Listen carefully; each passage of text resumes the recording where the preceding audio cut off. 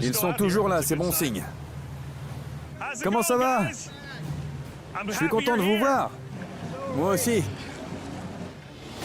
Je suis à 60 km au large des côtes de Caroline du Nord, à la recherche des restes du Pulaski, un bateau à vapeur qui a coulé ici en 1838. Salut Josh. Ça va? Comment ça se passe ici? Bien, ça va super bien. Montrez-moi ce qu'il y a dans vos poches. J'ai tout balancé avant que t'arrives. Je le savais. Tu te souviens de la belle cible détectée au sonar? Oui. Eh bien, on est dessus. Vous n'avez pas encore plongé? Non. Mais ça a l'air gros. Quand la chaudière du Pulaski a explosé, le bateau s'est brisé en morceaux, créant un champ de débris sur 4 km. Et voilà! Il est dans l'eau. Grâce à un sonar remorqué, on a pu localiser 2 sites prometteurs. Regarde ça. Et ça continue! Regardez ça! La deuxième cible est suffisamment grosse pour être une partie importante de l'épave qui n'a jamais été retrouvée. C'est l'heure d'aller se baigner!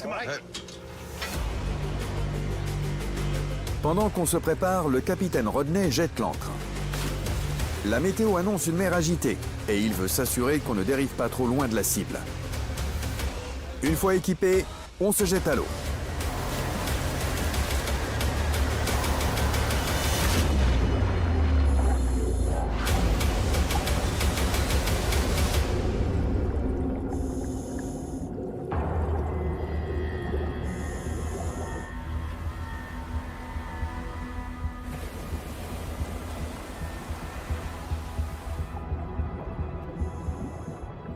Ici Josh, vous me recevez? 5 sur 5. Bien reçu, je me dirige vers le fond. Reçu. À 30 mètres de nous se trouve peut-être un vestige historique. Les conditions se dégradent à la surface et l'eau est de plus en plus trouble.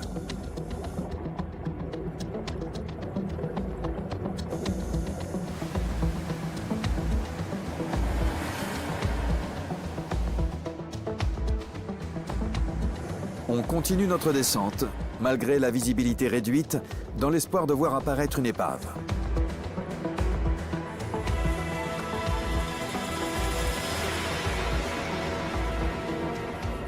On commence à voir le fond. Tenez-vous prêts. Josh, comment ça se présente? Il y a des débris au fond. C'est super grand. C'est une partie de l'épave? Ça m'a l'air d'être du métal. Ça pourrait être une partie du moteur.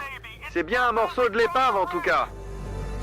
Alors que je m'approche de la cible, il ne fait aucun doute que cet objet a été fabriqué par l'homme et qu'il est gigantesque.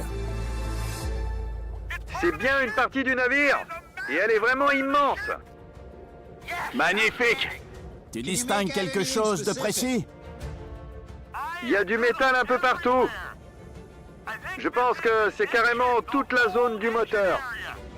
Magnifique! Ça voudrait dire qu'on est dans la section centrale. C'est une découverte capitale. Avant l'utilisation du sonar, la chaudière était le seul élément de l'épave à avoir été retrouvé. On sait maintenant qu'il y en a d'autres. Il pourrait s'agir de toute la zone du moteur et d'une partie de la poupe. On fait le tour de cette gigantesque pièce de machinerie rouillée que personne n'a vue depuis le 19e siècle. Il y a des débris partout. Filme un maximum pour qu'on puisse examiner à la loupe. On fera de notre mieux. On a retrouvé une grosse partie de l'épave. C'est vraiment incroyable. En nageant à côté de cette énorme masse de métal tordu, je suis stupéfait par sa taille. Cette épave est une pièce maîtresse de l'histoire de la marine. D'une longueur de 60 mètres, le Pulaski était le navire le plus moderne et le plus luxueux de son époque.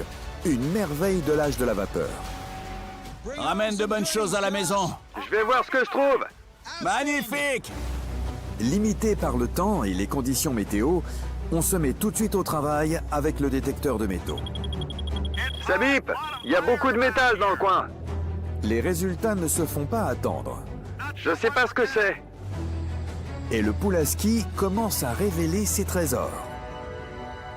Arrête! C'est quoi ça? C'est de l'or! C'est une pièce! Ouais! On a trouvé une pièce! Ici Josh, vous me recevez? Je te reçois. Marc, j'ai un petit cadeau pour vous ici! C'est rond et ça brille. Carrément! On a trouvé une pièce d'or! Oui, bravo.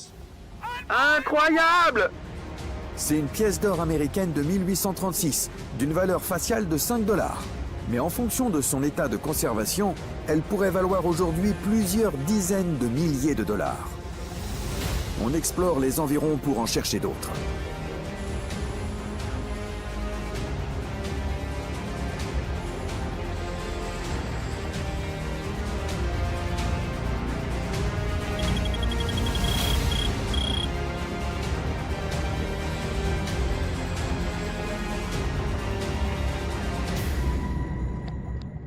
J'en ai trouvé une autre!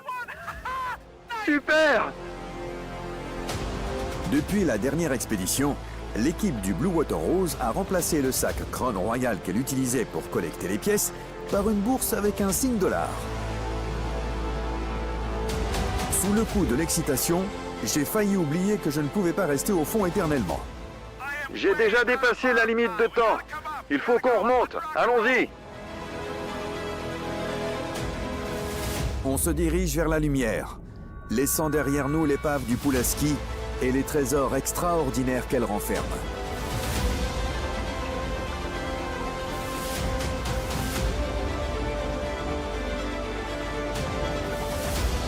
La découverte de ces nouveaux éléments du Pulaski a une importance historique.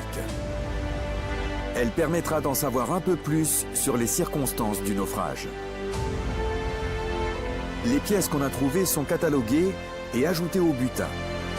Ces 2 pièces d'or et les autres pièces que j'ai déjà apportées au laboratoire du NGC ont une valeur totale estimée à près de 100 000 $.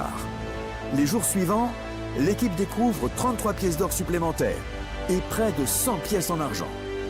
À ce jour, ils ont retrouvé au total plus de 700 pièces, ainsi que de nombreux objets historiques engloutis par les flots suite à l'explosion du navire.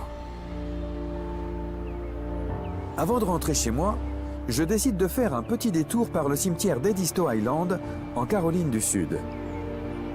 Un obélisque patiné par le temps rend hommage aux paroissiens qui sont morts dans le naufrage du Pulaski. Parmi eux se trouvait une jeune fille de 15 ans et un garçon de 11 ans. C'est le seul véritable monument à la mémoire des nombreuses victimes de cette tragédie, pratiquement tombée dans l'oubli.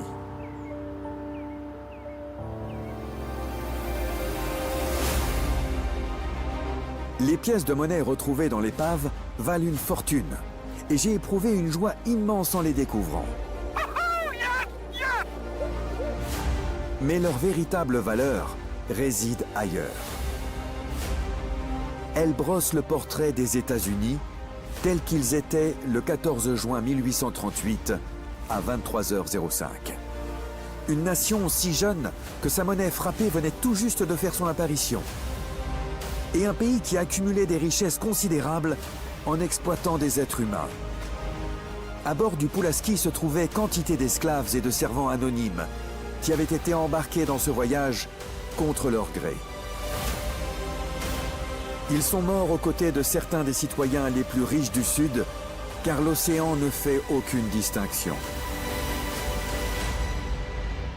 Il aura fallu attendre 180 ans pour qu'on se souvienne d'eux.